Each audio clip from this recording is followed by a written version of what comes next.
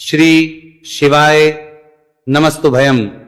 दोस्तों, जैसा कि आप सभी लोग जानते हैं कि 21 जुलाई 2026 यानी मंगलवार को पड़ रही है आषाढ़ मास की गुप्त नवरात्रि दुर्गाष्टमी व्रत। और दोस्तों, यह वह तिथि है जो आषाढ़ मास में पड़ने वाली सबसे बड़ी तिथि है, क्योंकि यह मंगलवार के दिन पड़ रही है और इसका बहुत ही बड़ा और विशेष महत्व होता है।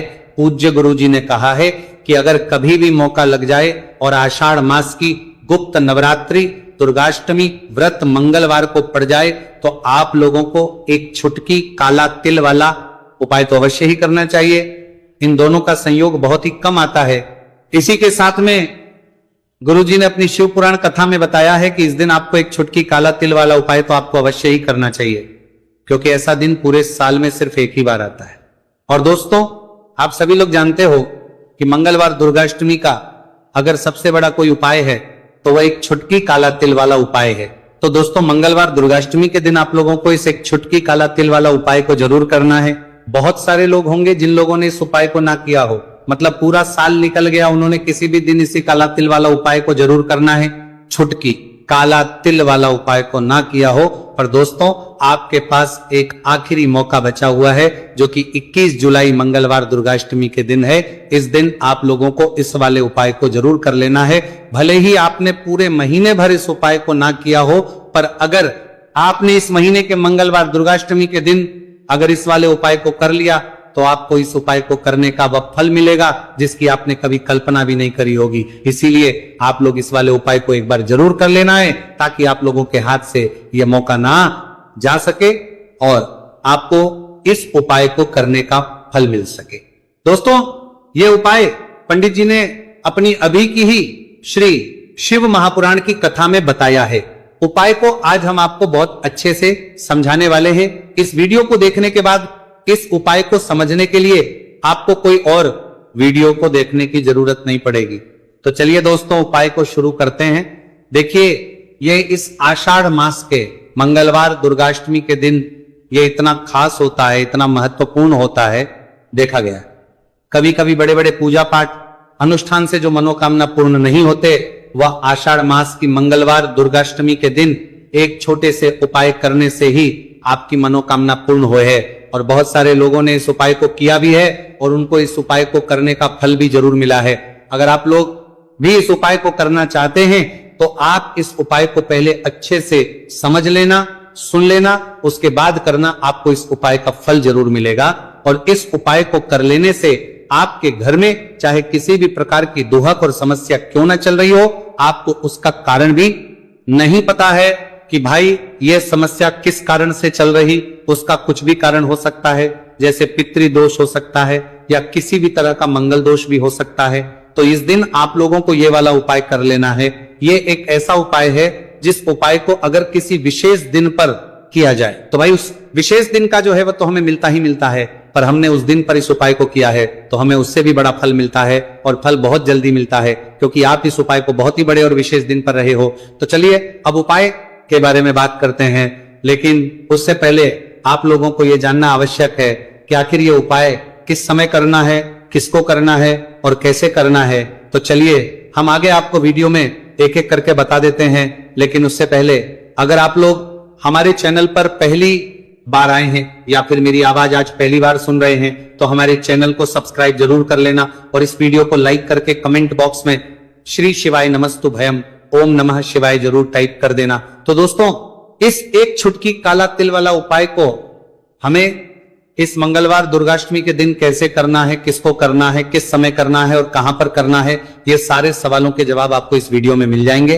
और जो ये वीडियो देखेगा भाई, उसको एक छुटकी काला तिल वाला उपाय जरूर करना चाहिए, क्योंकि इस दिन काला तिल का भी बहुत ही बड़ा और विशेष महत्व होता है।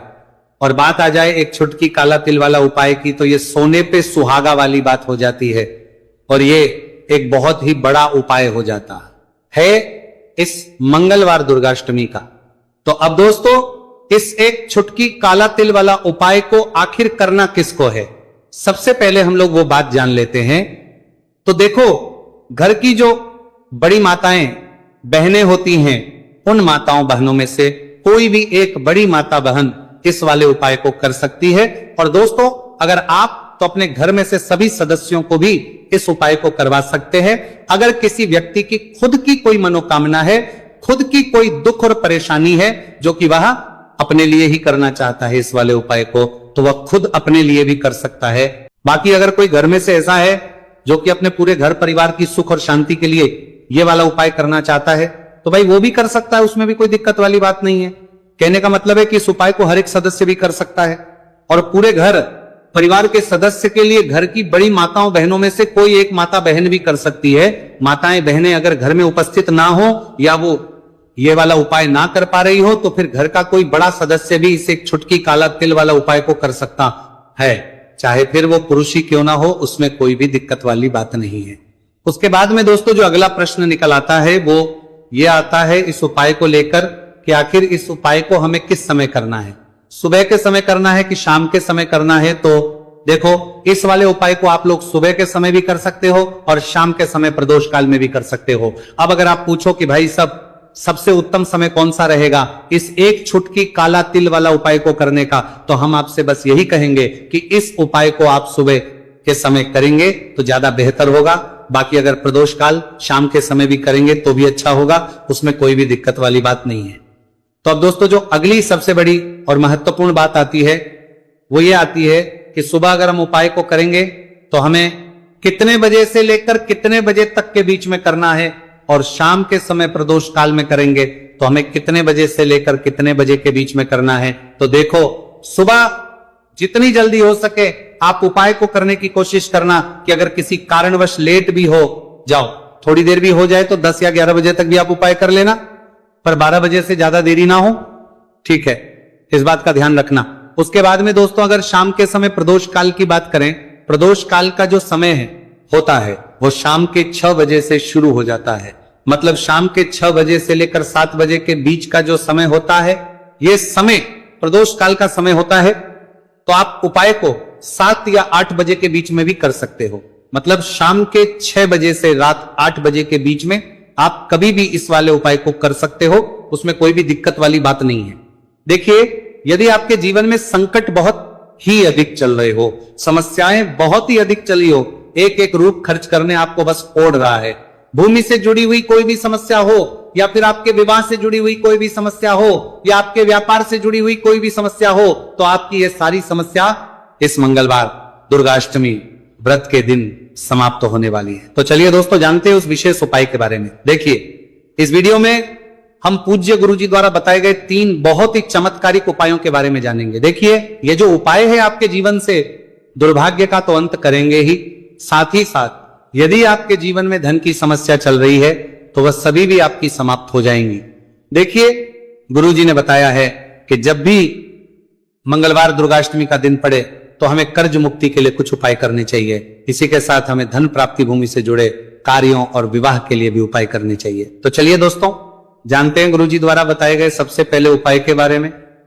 देखिए, यह उपाय विशेषकर उन लोगों को करना है जिनकी भूमि से जुड़ी कोई भी समस्या चल रही हो, यानी कि उनकी भी जमीन से जुड़ी हुई समस्या चल रही है, यानी कि जो लोग मकान खरीदना चाहते हैं, या फिर उनका खेत से जुड़ा कोई भी केस चल रहा है, या फिर जिनके भी विवाह में विलंब हो रहा है, या फिर जिन भी लोगों के जीवन में कर्ज बहुत ही अधिक बढ़ने लगा है, कर्ज जो है वो चुका नहीं पा रहे हैं, तो गुरुजी ने कहा है कि ऐसे लोगों को यह उपाय करना चाहिए। देखिए, इस उपाय के लिए आपको थोड़े से काले तिल ले लेने हैं।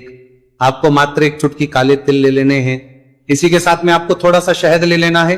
फिर सबसे अंत में आपको एक लोटा शुद्ध जल ले लेना है। तांबे के पात्र के अंदर आपको अपने घर से शुद्ध जल ले लेना है और इन सभी सामग्रियों को आपको लेकर के पहुंच जाना है भगवान शिव के मंदिर में। देखिए, पूज्य गुरुजी ने बताया है कि इस उपाय को आप सुबह से लेकर के शाम तक किसी भी समय में कर सकते हैं। देखिए, मंदिर पहुंचने के आप जो काले तिल लेकर के गए थे उनमें आपको थोड़ा सा शहद लगा लेना है। देखिए, आप जो शहद लेकर के आए हैं उस शहद में आपको ये काले तिल अच्छे से डुबो देना है और शहद से युक्त ये जो काले तिल हैं इन्हें आपको शिवलिंग पर अर्पित कर देने हैं, या फिर आपको शिवलिंग के चारों तरफ अच्छे से काले तिल का लेपन कर देना है। पूज्य गुरुजी ने बताया है कि लेपन करते समय यदि आपके जीवन में कर्ज से जुड़ी समस्याएं चल रही हैं, लेपन करते समय आपको आर्यन मुक्तेश्वर महादेव का स्मरण करना है, या फिर आपके जीवन में विवाह से संबंधित या फिर जमीन से संबंधित कोई भी समस्या चल रही है तो फिर आपको मंगलेश्वर महादेव का स्मरण करना है।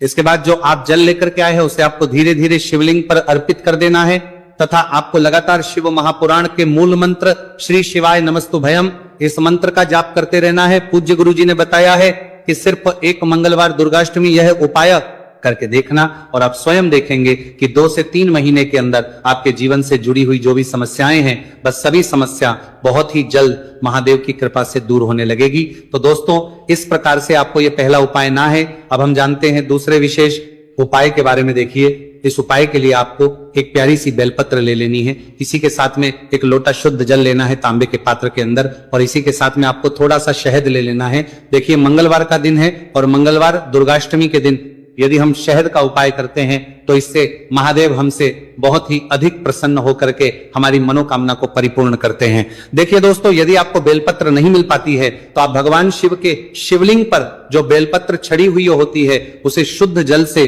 धो करके उसका उपयोग कर सकते हैं। तो इन सभी सामग्रियों को आपको भगवान शिव के मंदिर में लेकर के पहुंच जाना है।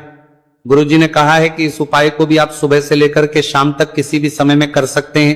देखिए मंदिर पहुंचने के बाद आपके पास जो एक बेलपत्र है और बेलपत्र की जो सबसे बड़ी वाली पत्ती होती है और उसकी जो चिकनी साइड होती है उस पर आपको अच्छे से शहद का लेपन कर देना है। यानी कि बेलपत्र की बड़ी वाली पत्ती पर पूरी ही पत्ती पर अच्छे से शहद लगा देना है। अब देखिए ये जो बेलपत्र है इसे आपको अपने सीधे हाथ की हथेली पर रखना है और आपके जो भी कार्य अटक रहे हैं। देखिए बहुत से लोग ऐसे होते हैं जो अपने नौकरी को प्राप्त करने के लिए सालों से तैयारी करते हैं लेकिन उनको नौकरी नहीं प्राप्त होते हैं पाती है। बहुत से ऐसे लोग होते हैं जो बहुत ही मेहनत करते हैं, धन भक्ति के लिए बहुत अधिक प्रयास करते हैं लेकिन फिर भी उनको धन प्राप्त नहीं हो पाता है। तो गुरुजी ने बताया है कि जब भी आपको अपने कार्यों में सफलता ना मिले तो फिर आपको मंगलवार के दिन इस उपाय को अवश्य करना चाहिए। देखिए अब आपको जिस भी कार्य में सफलता प्राप्ति करनी है उस कार्य को सफल बनाने के लिए आपको महादेव से प्रार्थना कर लेनी है और फिर ये जो एक बेलपत्र है इसे आपको भगवान शिव के शिवलिंग पर अर्पित कर देनी है। देखिए बेलपत्र की चिकनी साइड जिस पर आपने शहद लगाए हैं वह शिवलिंग से स्पर्श रहेगी और इसकी जो डंडी है वो आपको जलाधारी की ओर रखनी है। इस प्रकार से आपको यह बेलपत्र अर्पित कर देनी है। अब देखिए आप जो एक लोटा जल लेकर के आए हैं उसे आपको भगवान शिव के शिवलिंग पर धीरे धीरे अर्पित कर देना है। श्री शिवाय नमस्तुभयम इस मंत्र का जाप करते हुए देखिए जैसे ही यह जल शिवलिंग से होकर के जलाधारी की ओर बह करके आएगा तो इसे आपको थोड़ा सा अपने सीधे हाथ की हथेली में झेल लेना है। इस जल को आपको अपनी दोनों आंखों पर लगा लेना है और इस जल का थोड़ा सा छिड़काव आपको अपने शरीर पर कर लेना है। पूज्य गुरुजी ने बताया है कि जब भी हम मंगलवार के दिन शहद वाली बेलपत्र शिवलिंग पर अर्पित करते हैं तो इससे हमें महादेव हर कार्य में सफलता प्राप्त करवाते हैं। यदि हमें अपनी मेहनत करने के बावजूद भी पर्याप्त मात्रा में सफलता नहीं मिल पा रही है तो गुरुजी ने कहा है कि आपको मंगलवार दुर्गाष्टमी के दिन यह चमत्कारिक उपाय अवश्य ही कर लेना है। अब दोस्तों हम जान लेते हैं गुरुजी द्वारा बताए गए तीसरे विशेष उपाय के बारे में। देखिए इस उपाय के लिए भी आपको मात्र 1 लोटा शुद्ध जल ले लेना है तांबे के पात्र के अंदर। फिर इसी के साथ में आपको एक प्यारी सी बेलपत्र ले लेनी है। बेलपत्र आपको ध्यान रखना है कि कैसे भी कटी हुई खंडित नहीं होनी चाहिए। अब देखिए मात्र 2 सामग्री लेकर के आपको भगवान शिव के मंदिर में पहुंच जाना है। पूज्य गुरुजी ने बताया है कि यह उपाय विशेषकर उन लोगों को करना है जिनकी कोई भी विशेष मनोकामनाएं जो कई दिनों से परिपूर्ण नहीं हो पा रही, चाहे वो विवाह से संबंधित हो, नौकरी से संबंधित हो, व्यापार से संबंधित हो, चाहे किसी भी प्रकार की मनोकामना है जो परिपूर्ण नहीं हो पा रही, तो उसके लिए आपको यह उपाय करना है।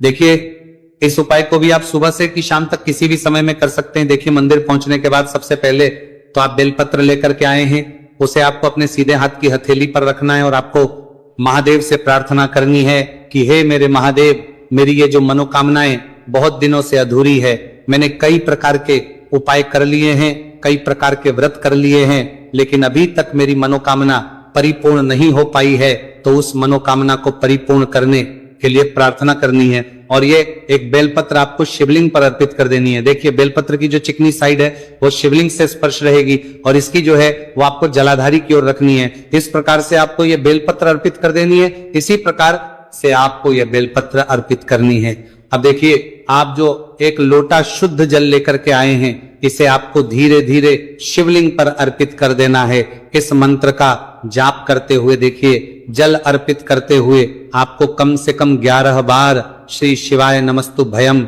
या फिर ओम नमः शिवाय इस मंत्र का जाप कर लेना है। पूज्य गुरु जी ने बताया है कि जो भी व्यक्ति 21 जुलाई मंगलवार दुर्गाष्टमी के दिन शिवलिंग के सामने इस उपाय को करता है तो उसकी जो भी मनोकामना है वह महादेव की कृपा से निश्चित ही परिपूर्ण हो जाती है।